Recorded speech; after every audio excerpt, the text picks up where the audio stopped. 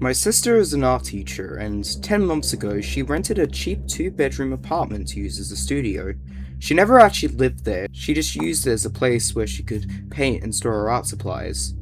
When I left college, I started a new job in the city. I desperately needed a place to stay, but I hadn't received my first paycheck, so I couldn't afford to pay rent. Luckily enough, my sister offered to let me stay in her apartment until I got on my feet. She gave me the keys and I moved my stuff in the next morning. That evening, I arrived home from work. I was excited about having my own place for the first time.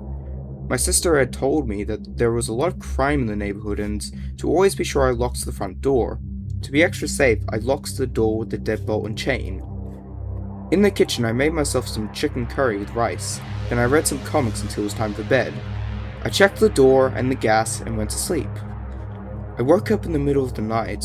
It must have been around 2 or 3 in the morning, and I heard the sound of someone unlocking the deadbolt on the front door. It must be my sister coming to paint, I thought to myself.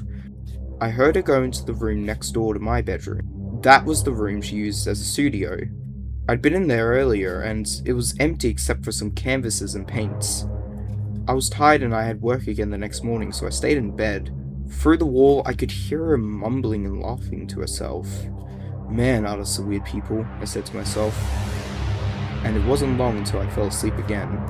When I woke up the next morning, my sister was gone, and I was alone in the apartment. I got out of bed, showered, and dressed myself.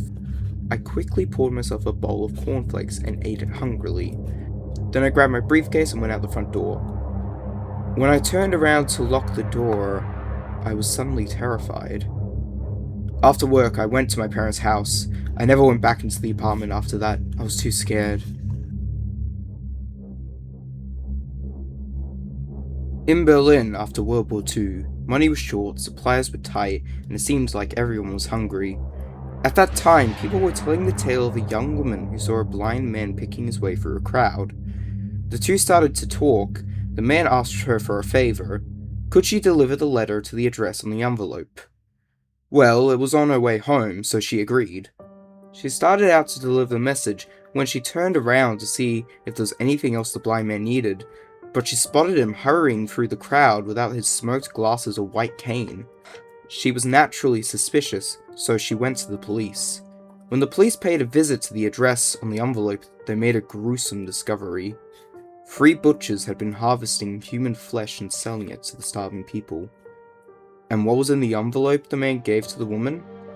A note, saying simply, "This is the last one I am sending you today."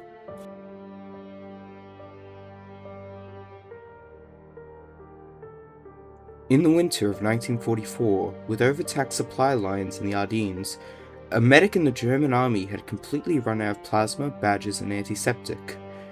During one particularly bad round of mortar fire, his encampment was a bloodbath. Those who survived claimed to have heard, amidst the screams and barked commands of their lieutenant, someone cackling with an almost girlish glee. The medic had made his rounds during the fire in almost complete darkness, as he did so many times before, but he had never been this short on supplies. No matter what, he would do his duty. He had always prided himself on his resourcefulness. The bombardment moved to the other ends of the line, and most men dropped off to sleep in the dark. Still hours of the morning, New Year's Day, 1945, they awoke at first light with screams. They discovered that their bandages were not typical bandages at all, but hunks and strips of human flesh. Several men had been given fresh blood transfusions, yet there had been no blood supplies available. Each treated man was almost completely covered head to toe with the maroon stain of blood. The medic was found sitting on an ammunition tin, staring off into space, when one man approached him and tapped him on the shoulder. His tunic fell off to reveal that large patches of his skin, muscles, and sinew had been stripped from his torso, and his body was almost completely dried of blood. In one hand was a scalpel, and in the other, a blood transfusion vial. None of the men treated for wounds that night in the camp saw the end of January 1945.